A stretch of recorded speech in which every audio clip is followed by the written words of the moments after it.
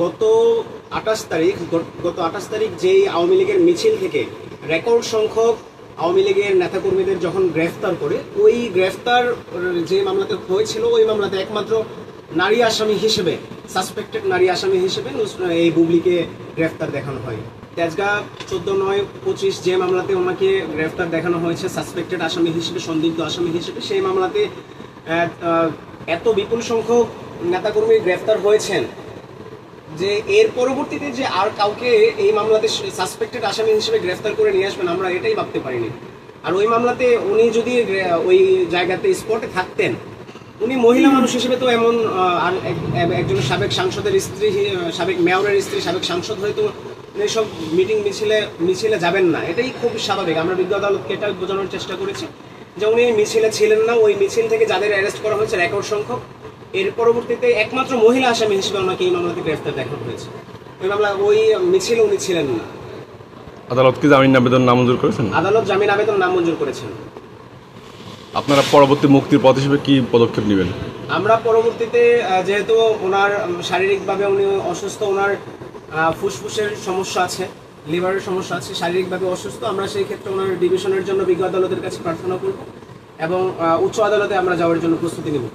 সাবেক সাংসদ নরসিংদীর নুসরাত তামান্না বুবলির মামলার জামিন শুনানি ছিল, সেই মামলাতে আমরা বিজ্ঞ আদালতের কাছে জামিনের প্রার্থনা করেছি। এই মামলাতে আজকে আমি সহ আরও কয়েকটা ওকালতনামার পাওয়ার পড়েছিল, যার ফলশ্রুতিতে এটা পূর্ণাঙ্গ জামিন শুনানি আমরা করতে পারিনি। আমরা বিজ্ঞ আদালতকে বলেছি যে নুসরাত তামান্না বুবলি, এই বুবলি উনি অত্যন্ত ক্লিন ইমেজের, এমনকি নরসিংদীর আপামর জনসাধারণের, মাটি ও মানুষের নেতা, সবার যার প্রতি এখনও একটা আবেগ অনুভূতি অন্যরকম কাজ করে, সাবেক স্বর্ণপদকপ্রাপ্ত মেয়র লোকমান হোসেনের সহধর্মিনী। লোকমান হোসেন যেমন ক্লিন ইমেজের ছিলেন, ঠিক তেমনভাবে এই নুসরাত তামান্না বুবলিও এমন ক্লিন ইমেজের রাজনীতি করেছেন। তার নামে ইতিপূর্বে কোনো মামলা মোকদ্দমা নেই, তার নামে কোনো স্ক্যান্ডাল নেই। নুসরাত তামান্না বুবলি এই মামলার সাথে কোনোভাবেই সম্পৃক্ত নয়। এই মামলাটা আপনারা জানেন তেজগাঁ থানার 14/9/25 এই মামলাতে নুসরাত তামান্না বুবলিকে শোন অ্যারেস্ট দেখানো হয়েছে সাসপেক্টেড আসামি হিসেবে। এই মামলাটাও হয়েছে গত 28 তারিখ যেই আওয়ামী লীগের মিছিল থেকে রেকর্ড সংখ্যক আওয়ামী লীগের নেতাকর্মীদের যখন গ্রেফতার করে, ওই গ্রেফতার যে মামলাতে হয়েছিল, ওই মামলাতে একমাত্র নারী আসামি হিসেবে, সাসপেক্টেড নারী আসামি হিসেবে এই বুবলিকে গ্রেফতার দেখানো হয়।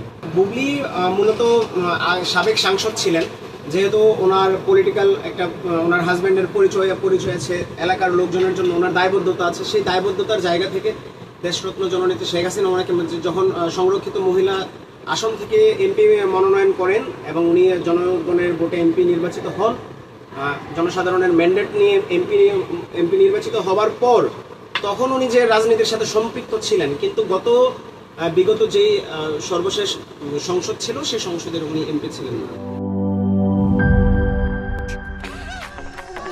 ভিশন মসকিটো কিলিং ব্যাট হাতে থাকলে মশাদের আর রক্ষা নাই। ভিশন মসকিটো কিলিং ব্যাট, মশা তাড়াবার হাতিয়ার। ক্রয়ের জন্য ভিজিট করুন ভিশন শোরুম কিংবা অথবা.com-এ।